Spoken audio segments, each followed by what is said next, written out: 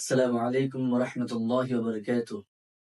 বুখারী শরীফের একটি হাদিস عن عبد الله بن عمرو رضي الله تعالى عنه قال ما كان النبي صلى الله عليه وسلم فاحشا ولا متفحشا وكان يقول إن من خياركم أحسنكم أخلاقا।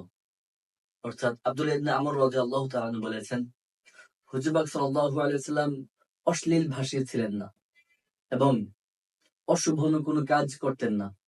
হুজুর পাক সাল্লাল্লাহু আলাইহি ওয়াসাল্লাম বলতেন, তোমাদের মধ্যে সর্বোত্তম ওই ব্যক্তি যার চরিত্র উত্তম। আবু দাউদ শরীফের একটি হাদিস عن أبي الدرداء رضي الله تعالى عنه عن النبي صلى الله عليه وسلم قال ما من شيء أثقل في الميزان من حسن الخلق। হুজুর পাক সাল্লাল্লাহু আলাইহি ওয়াসাল্লাম বলেছেন, মিজানের পাল্লায় সবচেয়ে ভারী হবে উত্তম চরিত্র। তিরমিজি শরীফের একটি হাদিস عن عائشة رضي الله تعالى عنها قالت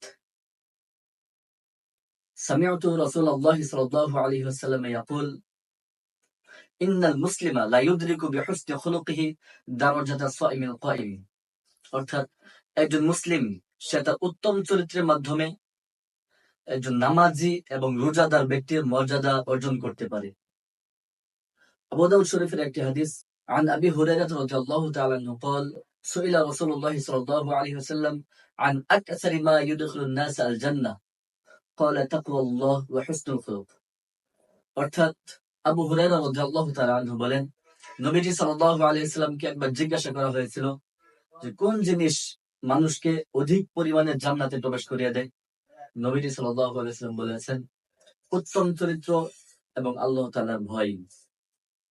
তিরমিজি শরীফের আরেকটি হাদিস আবু হুরায়রা রাদিয়াল্লাহু তাআলা আনহু বর্ণনা করেছেন, তিনি বললেন, নবীজি সাল্লাল্লাহু আলাইহি ওয়াসাল্লাম বলেছেন, কিয়ামতের দিন আমার সবচেয়ে নিকটে এবং সবচেয়ে কাছের এবং সবচেয়ে প্রিয় মানুষ সেই হবে যার চরিত্র উত্তম, এবং কিয়ামতের দিন আমার কাছে সবচেয়ে ঘৃণিত এবং আমার থেকে সবচেয়ে দূরে ওই ব্যক্তি হবে যে বাচাল এবং দাম্ভিকতার সুরে কথা বলে আর অহংকারী।